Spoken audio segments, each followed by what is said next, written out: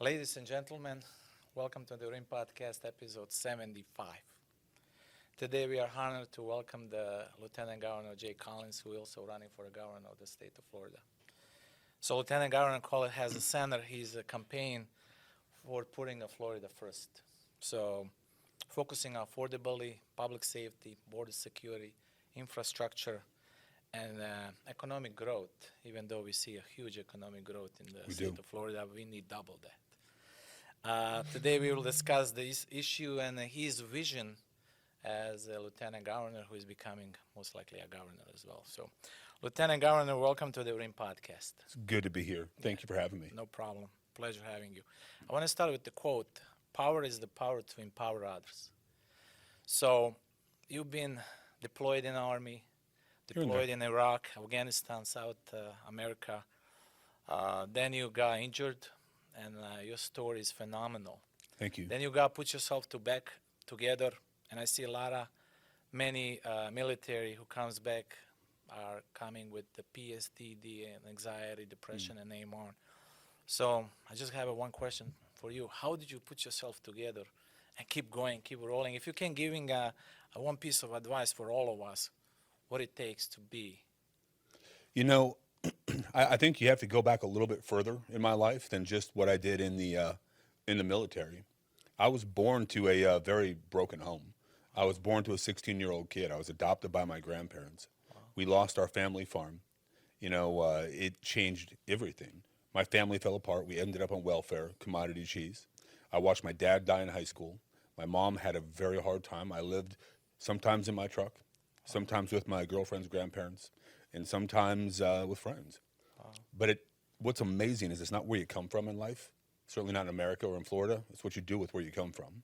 Nice. So when I joined the military, I didn't actually get to do what I wanted to do.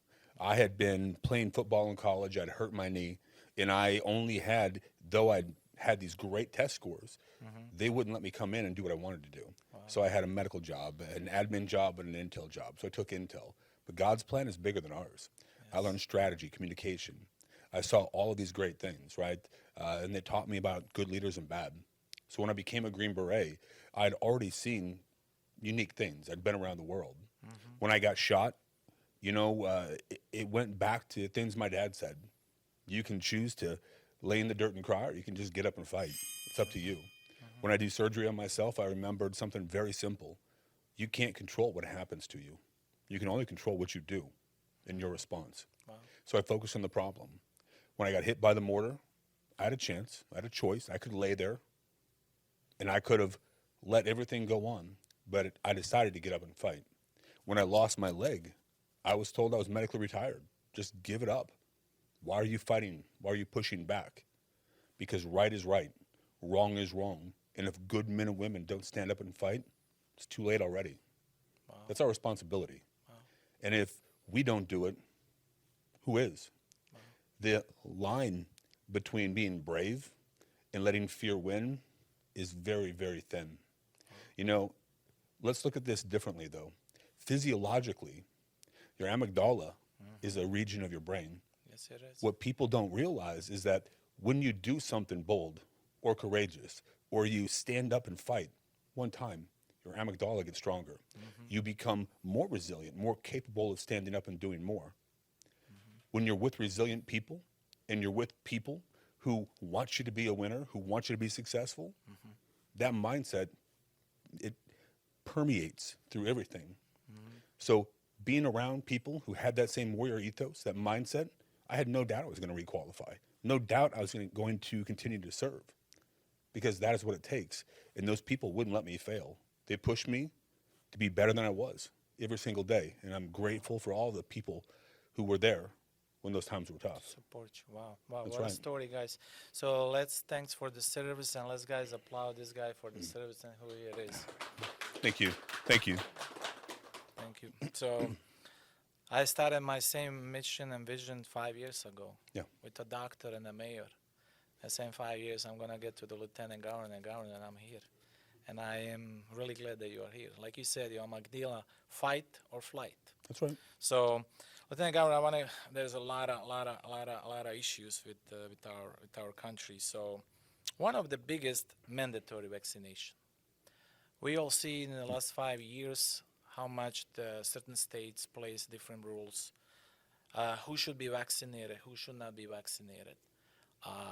When it comes down, our governor state, DeSantis did a great job. He stood up in front of the world. I mean, originally from Eastern Europe, Bosnia, we fight back, you know.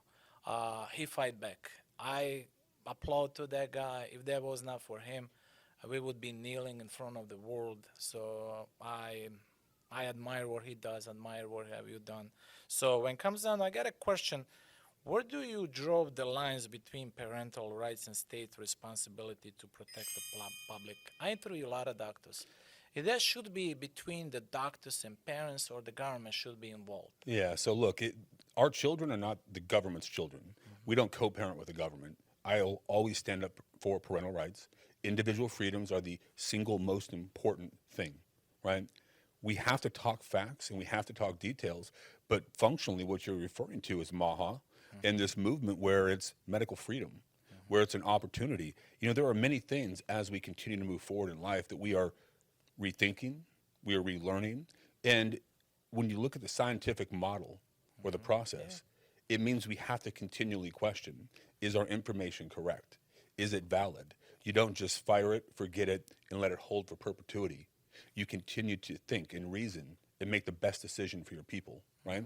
That's what we have to do in Florida. We look at the facts, we look at the details.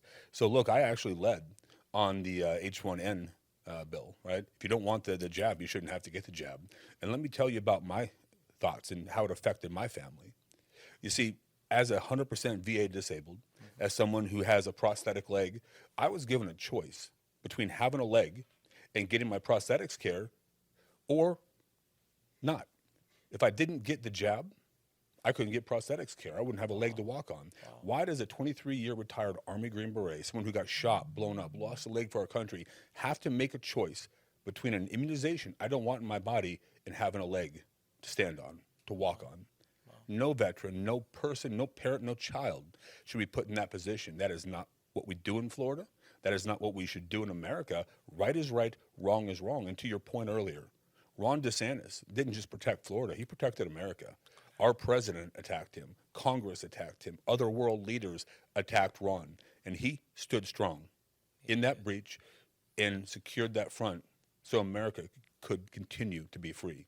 Okay. It was incredible. He's a great governor, guys. If you can applaud, he's a great governor we'll probably ever have in the state of Florida. Right. But he called you Chuck Norris of the Florida politics. Can Good you a little tagline. bit elaborate on that? We all know Chuck Norris, who recently passed away. He was a great actor, movie actor. But he called you Chuck Norris of Florida politics. Yeah, it sure did. You know, I've had a pretty interesting military career in a past life. And, you know, I've done some things that perhaps protect us from things that go bump in the night, right? And for him to put that out there, one, it was pretty hilarious, right? We didn't see it coming. And two, it's actually a pretty cool honor to be seen in that light. You know, Chuck Norris is he's larger than life, or he was, right? And he meant so much from his movies like Delta Force and all of everything else he did, from Walker and everything else. It's pretty awesome. Yes. But look, it's about service. It's about saying what you mean, meaning what you say. But you have to be a man capable of protection, of standing in the forefront and doing whatever has to be done to protect your family, your community, our people, and our way of life. And I think that's really the onus and the center part of why he called me the Chuck Norris of Florida politics. Amazing. So, Lieutenant Governor Jay Collins, I want to circle around the kids. If we're going to have a healthiest nation and wealthiest nation, we need to have a healthy kids in school. right. So, based on the most preliminary database, 1 in 5 kids in America are lean or prone to obesity. So now, when we all went to school, we used to have vegetables and fruits on our school tray. Today, we have the greasy pizza and Coke wherever you go. So my questions, would you support removing sugary drinks and junk food from school, requiring more physical education like we do in 1980s, 70s, 60s, where we all used to be fit, and banning cell phones during the class? It's a huge distraction. Yeah, we're good on the cell phones. Okay. We do that in Florida. We've led on these issues already. Number one, Two, look, let's look at our education model. I actually want to talk about my 3 points for our F3 plan, Go ahead. our Florida Families First. One, I'm very concerned about the cyber footprint and where we find our children. Think about K through 12. Where will our kindergartners be in 12 years? Have you thought about the risk, the depth of just the digital footprint they live in? How many times their personal data is going to be accessible? How much they're asked to do and understand in a world where their frontal lobes aren't fully developed? They're a threat all around them. They're at risk. We got to make sure we protect them. That means we have to decouple from some of these third-party apps, get that out of the way, and give our teachers the opportunity to teach more, to have some fluidity in the classroom, number one. Number two, I want to move to classical education. That means making great citizens so they understand the reality of what it means to be an American, how blessed we are to live in this nation, that civics matters. Socratic methodology, introduce them to the arts at an earlier age. Your brain develops differently when that happens. We have to give them executive function. It's incredibly important. If you want people who solve problems, you have to let them experience the tools and learn those in a safe spot where they can apply them, right? And the third thing that we have to do is simple. We're going to have to bring back the trades to every single high school in Florida. There has been an inherent bias that you have to have a bachelor's, a master's, or a PhD to be successful. That's just not true. Whether you get a job, whether you go to the trades, you get a degree, or you do public service, it doesn't matter. You should have the opportunity to not just be competitive, but to win. Absolutely. Winning matters. Losing sucks. No. I want Florida to win, because when Florida wins, America wins, and that's how it has to be. The last part of it here, and I think this is really important, there's two pieces. One, home ec used to save lives. Getting people the opportunity to learn how to cook, to balance their account, to have life skills has to be mandatory. Everybody should be prepared to live as an adult when they graduate high school.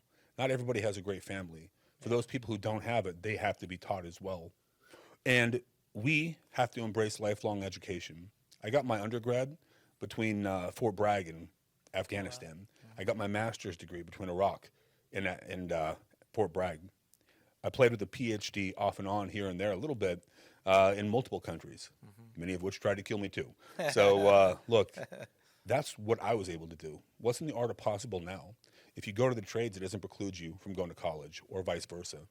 I want people to have opportunity.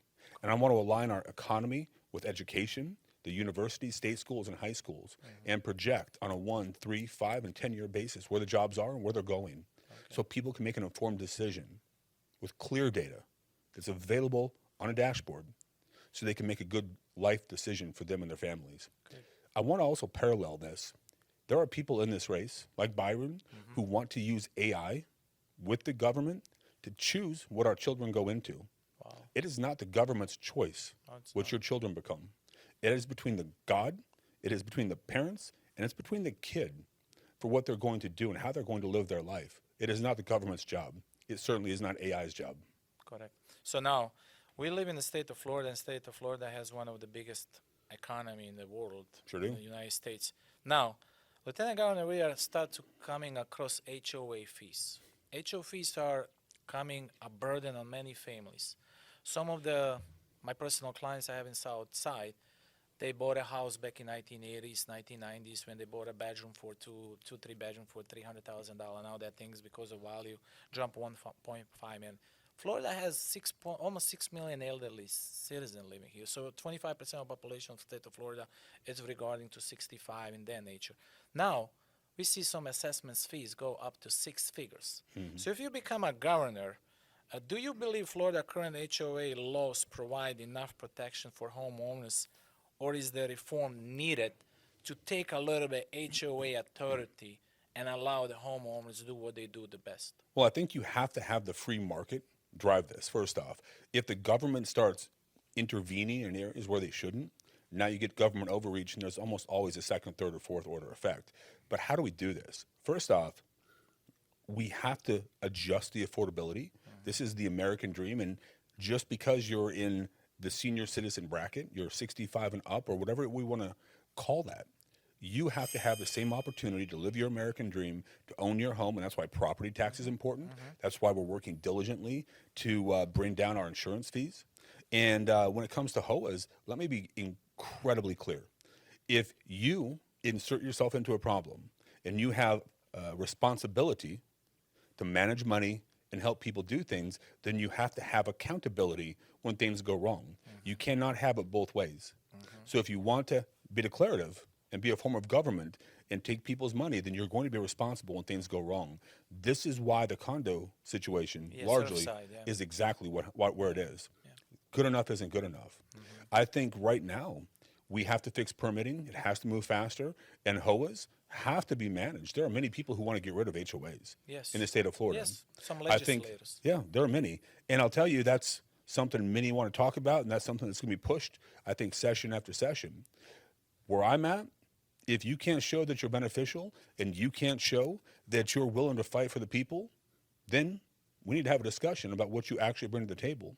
Because if you're responsible, you're accountable, and you have to be held accountable if you do something wrong. You can't just sit there and dictate where the garage door goes, what color drapes you can use, and what color your roof can be. Correct. You have to also provide something of value to the people. Got it. So now, I know you mentioned the Byron Donaldson AI Center. AI centers is one of the biggest issues coming with the many candidates from both sides. AI center uses millions of the water gallons and evaporates the air. And then they said that's in the equivalency into the 1,000 homes with one by AI center. Yes, we're building the jobs. Construction is going to go through, but then after the AI set has been put in the center, it might only employ 5-6 people. But many Floridians has concerns about it. So if the data centers would bring the new jobs, but place heavy demands on Florida residents and water and energy resources, where do you draw the line? Especially the Everglades. Everglades is one of the biggest natural resource that Mother Nature can give to Floridians. We have all pythons, the crocodiles, alligators, all kind of different nature. Plus we have the prison over there as well. So all of the people who pouring in this country illegally, they can be put there and have a hard time escaping. So where do you draw the line when it comes down to the AI center? Are you for supporting or not supporting? Or you the more a little bit database before you? Yeah, so let's kind of unpack what goes on with the data centers. Data centers have been around since 1950. Hyperscale data centers are incredibly new, and they're very concerning. One singular hyperscaler can take the same amount of power and water as a city of 50 to 100,000 people. That's a significant load. So there are three macro ways to really deal with this. There are some, like Byron, who want to raise the racing flag and let it rip. That is, without a doubt, going to lead to overgrowth. You're going to see damage to the aquifers. You're going to see increased costs to the people. It always happens. You've seen this in every city, every state that it happens in. There are the people who want to have a moratorium at the state level. That looks like the state coming in and saying there are no data centers. Well, I don't know that that's the right thing. What I'll tell you, and here's why. Do you want more federal government in your life? No. I sure don't. We cannot become what we have been fighting against. I'm a principled conservative. I believe in limited government. If I come in and ban something that is an entire sector of the economy, something that's been around since 1950, there are second, third, and fourth order effects, and that is egregious government overreach. Wow. Unfortunately, in today's world, it is easier for people to just say a BS statement like, we're going to ban data centers, than to actually understand the problem, address it. And what I find dismissive and frankly embarrassing is when people like Paul Renner, Fishback, and others, when they say things like they're going to ban it, what they're saying is that people don't have the ability to understand the nuances of this problem, and that's wrong. Wow. I believe in our people. I am one of the people. You know who agrees with me? Cool. Ron DeSantis. Okay. Because he put guardrails on for a reason. As a conservative, you have to have protections for our people. We know that. But we also don't become what we fought against and have government overreach. So zero power cost to the people, zero water cost levied on the people, no degradation of our aquifers, our waters. You cannot let that happen. It is not negotiable. Got it. The last part, and this is where I want to do a little bit more, if you have a business deal and it's wrapped up in an NDA, you cannot functionally build something in a community when the people are voting for it or have a voice. And ultimately, they don't know the facts of who the customer is going to be, because that's going to change the entire system. You have to be radically transparent, and the people deserve to know exactly what is being built. Now, here is where the state does come in. If you lie, cheat, steal, dupe, or take advantage of a city, a county, or a people, I'm going to hammer you. Wow. You will be held accountable, and we will prosecute to the fullest extent of the law. We don't let that happen in Florida. We have our people's back every single day. So law and order. So now I want to move to the preliminary national database. Just showed that we have 9.3 low crime, 9.5. However, Floridians still experiencing. Lieutenant Governor, can you tell us what the heck is going on with teens takeover? I don't think so. There's a teens takeover. It's an adults who causing a trouble. Now there was recently in Orlando e-bikers moving through the traffic. They are stopping first responders. And if you become a governor, there's like 1,000 teenagers gathering in Orlando Icon Park taking over. This is just getting insane. So if you become a lieutenant, a governor, should the parents and social media organizers be able to be held accountable? And what these planned takeovers become? When they become dangerous? Yeah, so when they become dangerous, if somebody gets hurt or loses their life, I think you're going to see people held accountable. You're going to have to. Look, imagine how those cops feel. Do you think that anybody in law enforcement wants to come in there and have something horrible happen to somebody else's child? Man, they're moms and dads and sons and daughters, just like everybody else. Absolutely. That is the most horrific thing you can ever deal with. It was when a minor loses everything, loses their life, or gets injured because of stupidity. These teen takeovers cause real problem, and it's only a matter of time before you see real injury, before you see somebody lose their life, before something grave happens. Guys, we got to stop. You got to understand what you're doing, the position you're putting them in, and the position you're putting our law enforcement in. You're powder kegging all of that into a very closed dynamic, and it's not if, it is when. We have to be more responsible. We have to make better decisions. And yeah, accountability has to be had. Without accountability, our laws don't matter. Absolutely. So now I want to switch to the home insurance, which is the biggest topic, political. Haven't talked about that at all. Not once. So just quickly going to go the an average $3,000 home dwelling coverage in 2024-23. It's just an average, but it pays. But now it costs $4,000, $5,000, $6,000, $8,000, $10,000. I'm insurance myself, so I'm seeing that a lot of this insurance company, they are coming in the state, and if the legislators and state doesn't do on their terms and conditions, they just pull it out entire. So my question for you: should insurance company that leaves the Florida once and for all ever be allowed to coming back? And if they do, should they ever accept the new claims they never paid before? And should they be fully accountable and honorable in obligations to Florida policyholders and their claims? Why and why not? Well, look, if you've signed a contract with people to honor that, you certainly have to close that out and be held responsible, right? One. Two, when our tort reform package passed, we were down to one insurance company. We're at 17 now. We have to draw more people in to have a competitive market, but we want people who want to come in and do business the right way. I'm a radical transparency guy. I love dashboards. One of the things I want to do is put all claims in a disaster up there on a city, county, and state level for people to see. Take off the name, take off the address, but you're going to start highlighting through the court of public opinion those people who don't do the right thing. And if they don't pay out or if they're playing games, it's going to be glaringly obvious. And when there's a point of contact on the website, which there has to be, Of course. they're going to call.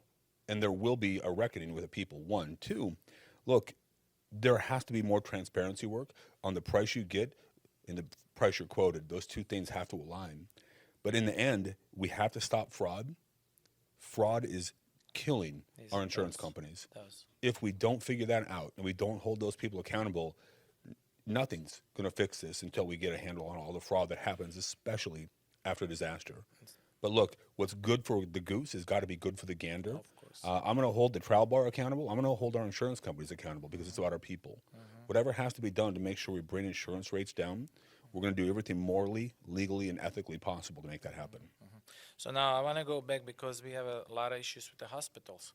Hospitals, many patients, they never know what the hospital bill would look like. So, and 2025, 40 to 60% of foreclosure has been done to the medical cost. So it's not like they have a menu. You go there. I understand at least non-emergency should know at least in advance what are the certain costs paid. Sure. They come, they do the procedures. When your life is threatening, you gotta do whatever it takes. You're not taking the money. Yeah. But then later on, when you receive a surprising bill, sometimes in the hundreds of thousands or even millions of dollars, and sometimes force the people to put on a foreclosure, and they losing a family, and that's how it become a homeless. So if you become a governor, should Florida require hospitals to provide clear, upfront price estimates for non-emergencies procedures so patients can make informed decisions prior to walking to the hospital? Yeah, you should have price transparency. You should be very clear. Some of that's already being worked on federally. Okay, great. And we passed a bill a couple years ago. I actually carried the bill that works hand in hand with that federal law that has changed and is being implemented. I think we have to do a few more things, though.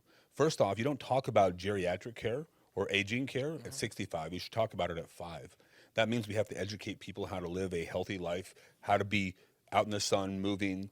To the point you made earlier about obesity, look, we have to get people up and moving. That is the single best thing they can do to have a happy and long life, right? A body in motion tends to stay in motion. We know that. We have to educate that. I would love, remember the Presidential Fitness Challenge back in the day? Yeah. I would love to create something at the state When level. everybody was fit. I would. Yeah, and certainly. But we want to put real things at stake. I would love to put college money up there. No. I would love to have a competition. I would love to see nothing more than our people have more opportunity at a long and healthy life because we're driving them to make great choices. Some incentives. That's right. To You got to do that. And then I think it's time to discuss our ACA marketplace. Yes. Right now we're a federal ACA marketplace. So I think it's time to go to a state marketplace. There's a lot of garbage, hot garbage even. Of course. It's stinky. Nobody wants to deal with it. Yeah. We got to get it out of there. Everybody's dropping And we got to make out. sure we cover the things that we should be covering. Yeah. So I got 2 quick questions, and we are walking to our time. I want to touch on ICE. Many people are saying that ICE are doing a great job. They have a deportation. Florida is one of the leading. 30,000 people got deported.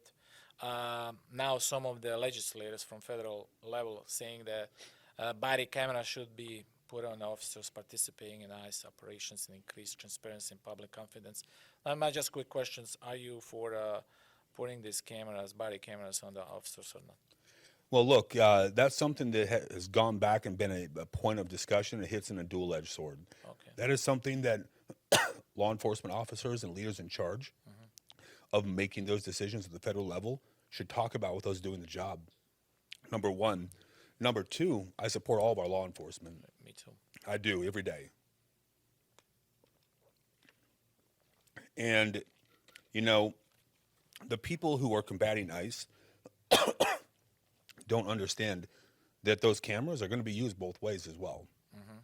They want to put them on them to hold officers accountable, but it also shows when people are doing things that are ridiculous. In Minneapolis, all but 2 of the things that people attacked ICE or wanted to see them held for consequences were upheld because somebody else started it. The officers were under attack. They were surrounded. Guys, there are things that are just wrong, Of course. and we can't let those happen. I don't want to see more cameras in our life. I protect our Fourth Amendment rights. I do. And I think the more and more that they're out there, you have to be concerned over those second, third, and fourth order effects.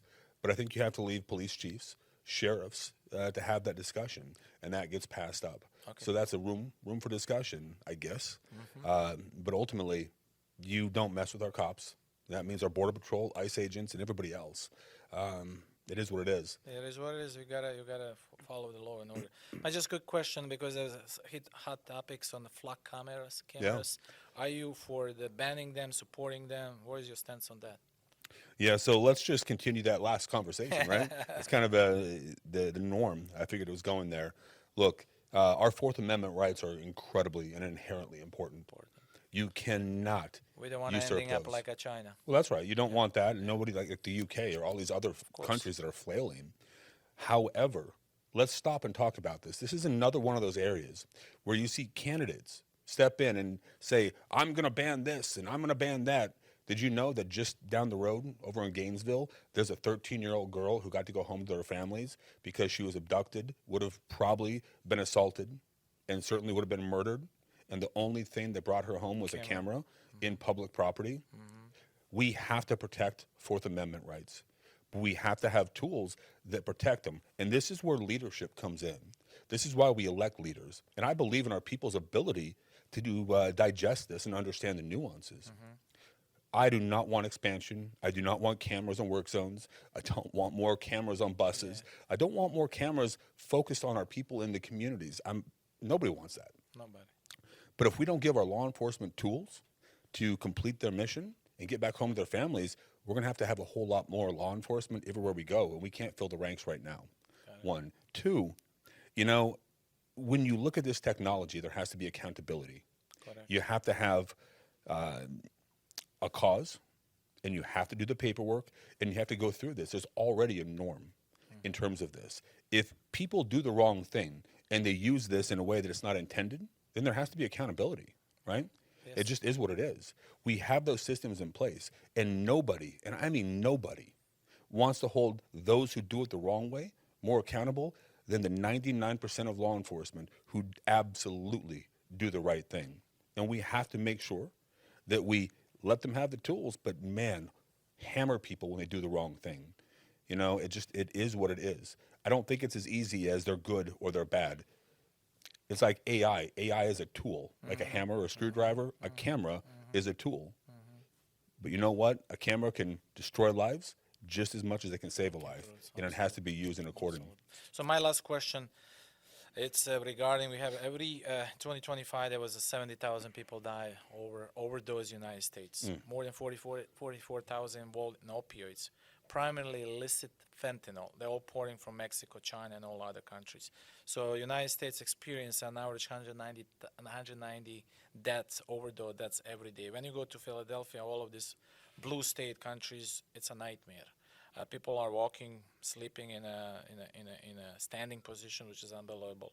So, but my questions for you, Lieutenant Governor, fentanyl remains one of the deadliest drugs entering our country. Sure. As a governor, what would you do to stop fentanyl trafficking, strengthen border security, and protect the Florida families penalized? However, I believe to bring the death penalty to this drug narcotics, that's the only way you're going to stop them. And you come from a military. What's your stance on that? Well, look, I have no problem with the death penalty when it warrants it. That's a bigger discussion with the legislature and everybody else.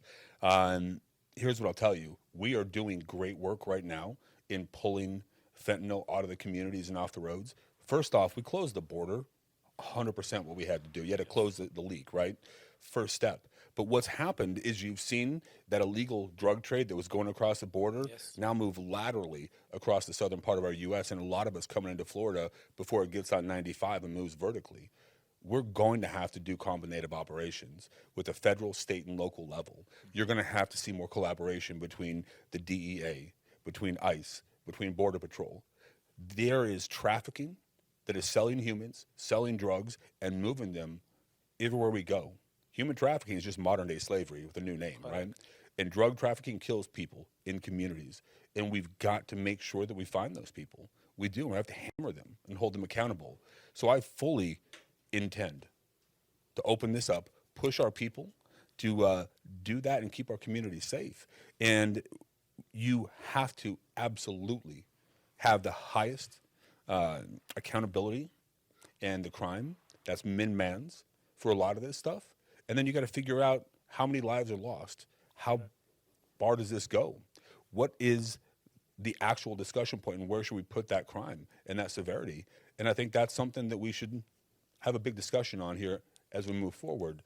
But look, you've got to hold people accountable. Or otherwise and you've we're not got moving as a country nowhere. to do the time if you commit the crime. Got it. Right? So, Lieutenant Governor, if you can look it up in the camera and say why people should vote for you, we'll appreciate it. Thank you. I am the 21st Lieutenant Governor of Florida. First off, I was handpicked by Governor Ron DeSantis. Of all the people he could have chosen, he gave me the opportunity to lead beside him and serve 23.5 million people. I'm day one ready. I don't have to talk about leading the state. I am leading the state. But more importantly, when you look around the world right now, what we need are people who say what they mean mean what they say, and get things done. We need leaders. We don't need politicians. We don't need more people who run to the sound of a microphone, who run to Twitter to put something out. We need people who run to the people. We need leaders who run to the people to protect them and their way of life. That is who I am. That is what I have always done. That is my life's work. I'm a warrior, a protector, and I'm here to make sure that the next 8 years are the greatest 8 years, and our children have more opportunity than we ever thought possible, because that is the American dream. Every hope, every aspiration, and every dream I have is not about me. It's about my kids and making sure we leave this better than we got it. Thank you, Lieutenant Governor, for coming to our podcast. I appreciate Thank it. you. Thank you guys. Support this guy is fighting back and forth, so I'm seeing him all over the place. So we'll drop all of the links. Please like, Thank here, you. and share. Thank you again. It's a privilege having you. Enjoyed here the today. conversation. Thank Thank you. you so much. Looking forward for so many to come. Likewise. Thank you guys. Episode 75. Our special guest, Lieutenant Governor, running for the governor of the state of Florida. I'm your host, Iggy. Thank you very much. We all love you, and support each other. Love is everything. Thank you.